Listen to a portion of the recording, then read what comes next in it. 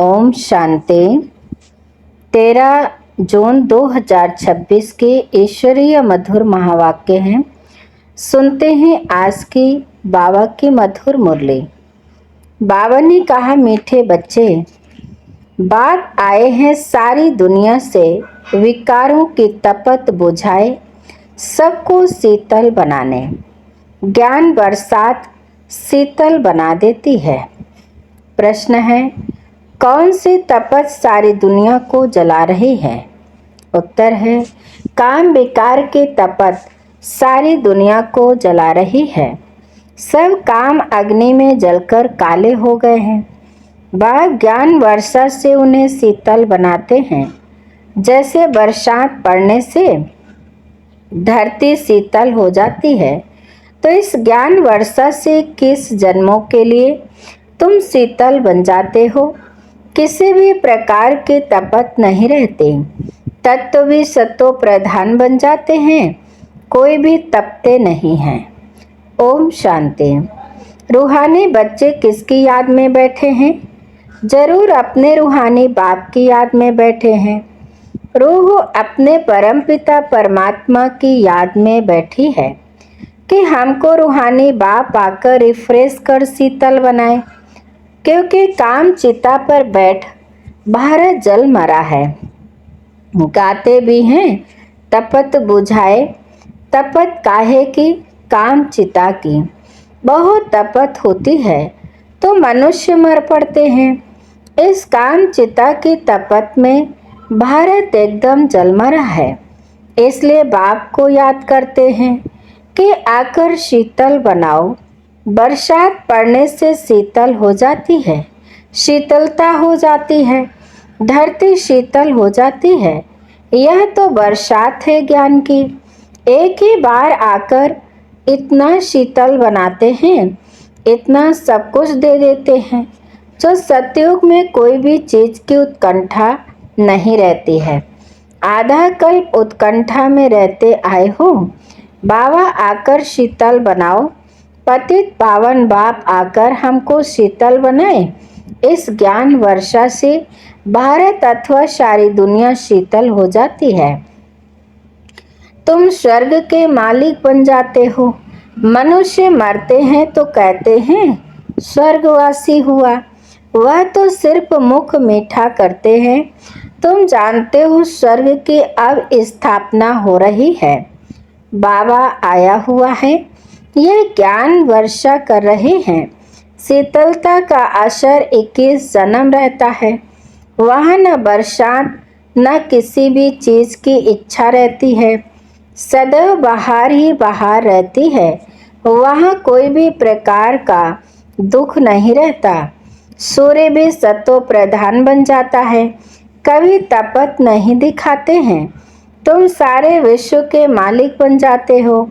अभी तो गुलाम है ना। गाते हैं मैं गुलाम तेरा। बाप को याद करते हैं।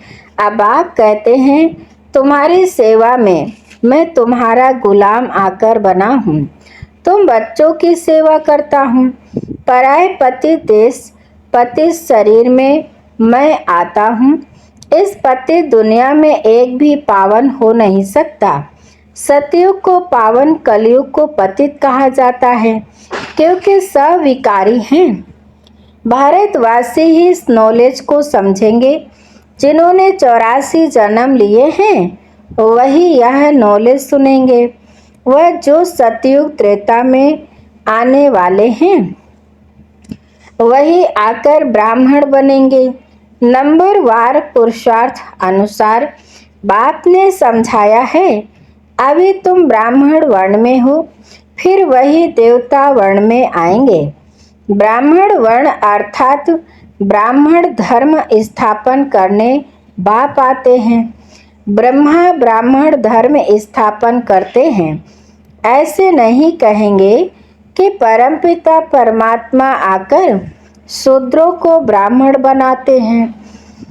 यह तुम्हारी बाजोली चलती है। यह तो बहुत सहज है। तुम जानते हो यह चक्र कैसे फिरता है।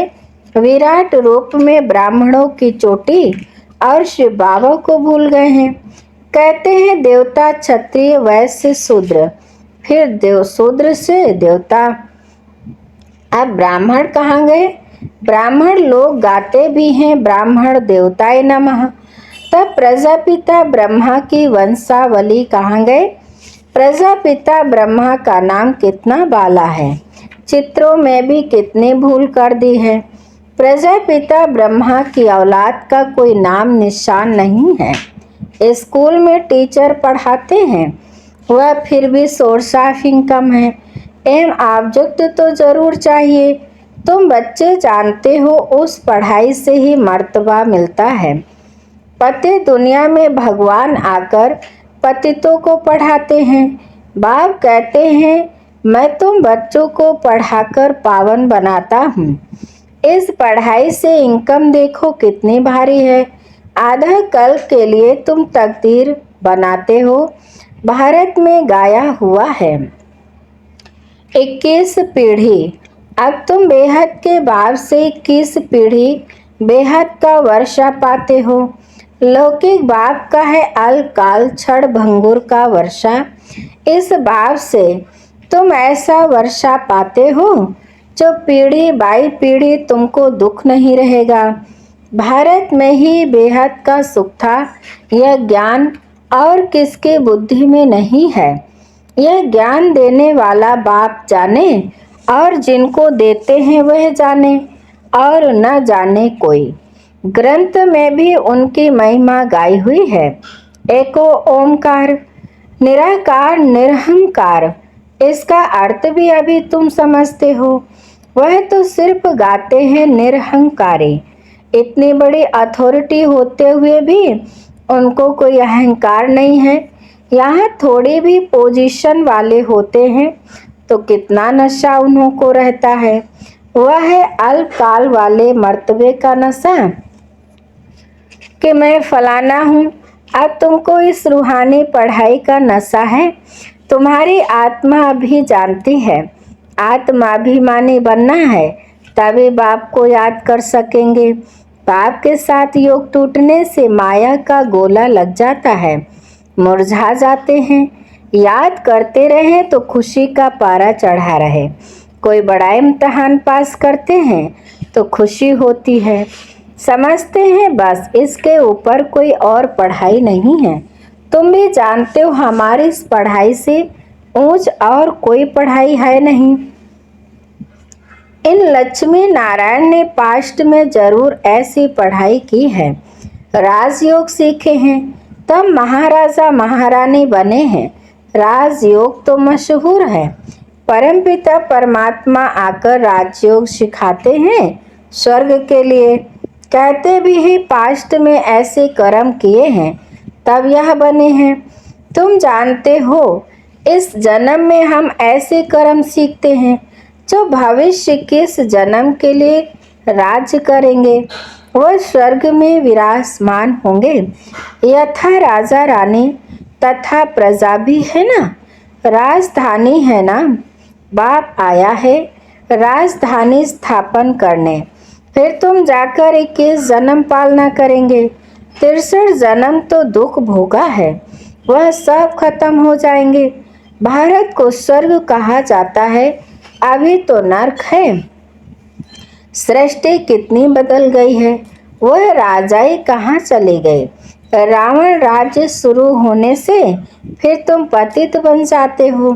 बाप कहते हैं तुम अपने 84 के चक्र को नहीं जानते हो। अभी तुम बच्चों को बार बार समझाया जाता है। तुमने 84 जन्मों का चक्र पूरा किया है। अभी तुम्हारा यह अंतिम जन्म है। अब फिर से अपना वर्षा लेना है। तुमको मुक्ति धाम में बैठ नहीं जाना है। तुम्हारा ऑलराउंडर पार्ट है। ऐसे बहुत हैं जो सतयुग से लेकर द्वापर कलयुग तक भी मुक्ति धाम में रहते हैं। ऐसे नहीं कहेंगे यहाँ आने से मुक्ति धाम अच्छा है। वह तो मच्छरों सदृश हो गया, आया और यह गया। मनुष्यों की महिमा गाई जाती है। यह मंदिर किसके हैं? जो शुरू से लेकर पाठ बजाते आए हैं, उन्हों के ही यादगार बनते आए हैं। पिछाड़ी में जो आते हैं, उन्हों का यादगार है क्या? कुछ भी नहीं।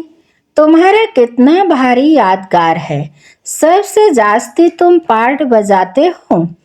तुम अपने प्रारब्ध का टाइम पूरा कर जब भक्ति मार्ग में आते हो, तब फिर तुम्हारा यादगार तथा शिव बाबा के मंदिर बनने शुरू होते हैं। फिर और धर्म आते हैं, उन्हों का धर्म स्थापन होता है। तुम अपने स्टेट ज्योग्राफी भी जानते हो और सब धर्म वालों की भी जानते हो। 84 जन्मों की सीढ़ी है। पहले हम स्वर्ग में आते हैं, फिर उतरते कैसे हैं, यह तुम्हारी बुद्धि में है। हर एक जन्म में भिन्न नाम रूप वाले मित्र संबंधी आदि मिलते हैं। यह सब ड्रामा में तुम्हारा पार्ट पहले से ही नोंधा हुआ है। यह बेहद का ड्रामा है जो हूबहू रिपीट होता है। तुम जानते हो, हम सो देवी देवता थे जो 84 जन्म ले शूद्र बने, फिर हम सो देवी देवता बनते हैं।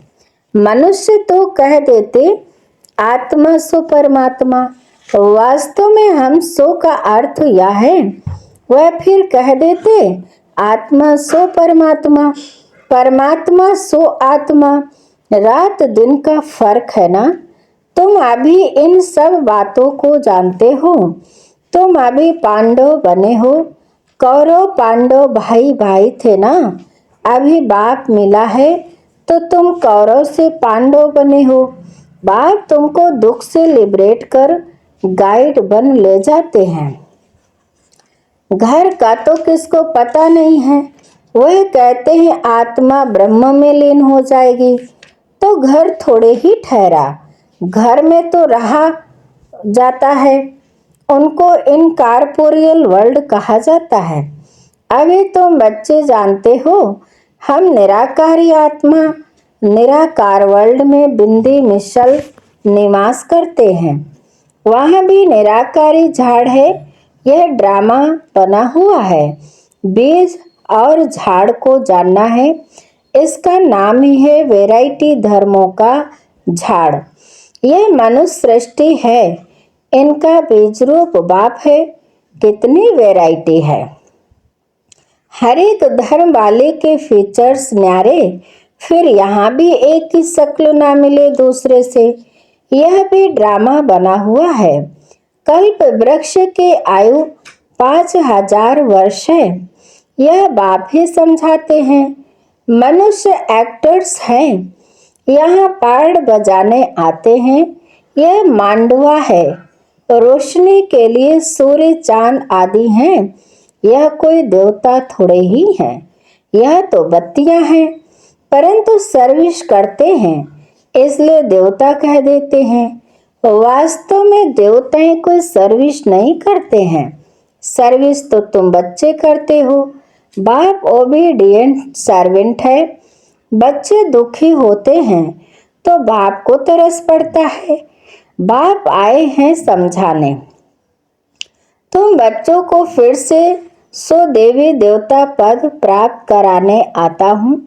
चढ़ती कला उतरती कला हर चीज की होती है। पुरानी दुनिया को तमो प्रधान, नई दुनिया को शतो प्रधान कहा जाता है। हर एक चीज नई सो पुरानी होती है। आत्मा कहती है यह शरीर भी तमो प्रधान पतित है। यह सतयुग में आत्मा और शरीर शतो प्रधान थे, माथा नहीं खपाते थे। आत्मा को अब ज्ञान मिला है, स्मृति आई है।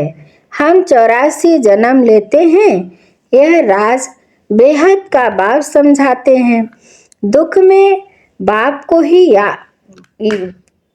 को ही पुकारते रहते हैं। रहम करो हे दुखहर्ता सुख करता।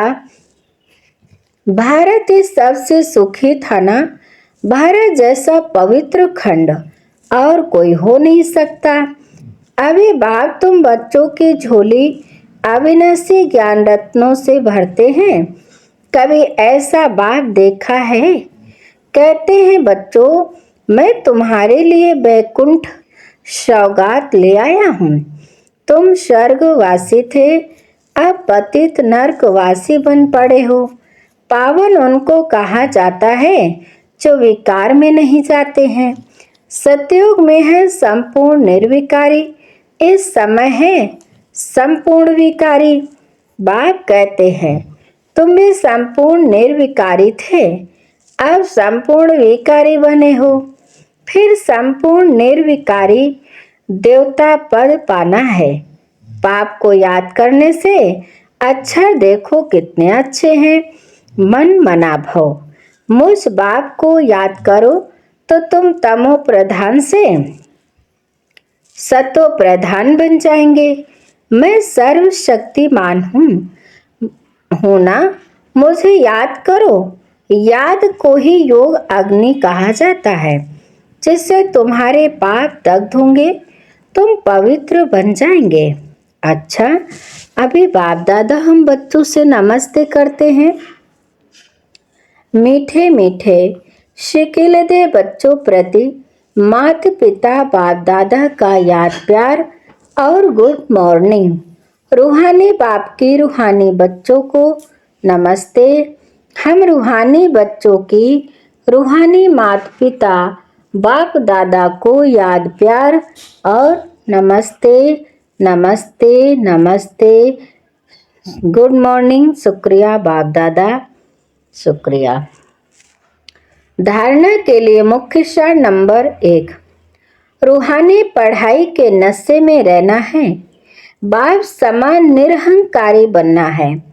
पोजीशन आदि का अहंकार नहीं रखना है। नंबर 2, अपनी झोली ज्ञान रत्नों से भरनी है। संपूर्ण निर्विकारी बन देवता पद पाना है, कभी भी मुरझाना नहीं है। वरदान है स्थूल और सूक्ष्म दोनों रीति से स्वयं को बिजी रखने वाले माया जीत विजयी भव। स्थूल और सूक्ष्म दोनों रीति से स्वयं को बिजी रखने वाले माया जीत विजयी भव। विस्तार है, स्वयं को सेवाधारी समझ अपनी रुचि उमंग से सेवा में बिजी रहो तो माया को चांस नहीं मिलेगा। जब संकल्प से बुद्धि से चाहे स्थूल कर्मणा से फ्री रहते हो तो माया चांस ले लेती है, लेकिन स्थूल और सूक्ष्म दोनों ही रीति से खुशी खुशी से सेवा में बिजी रहो तो खुशी के कारण माया सामना करने का साहस नहीं रख सकती।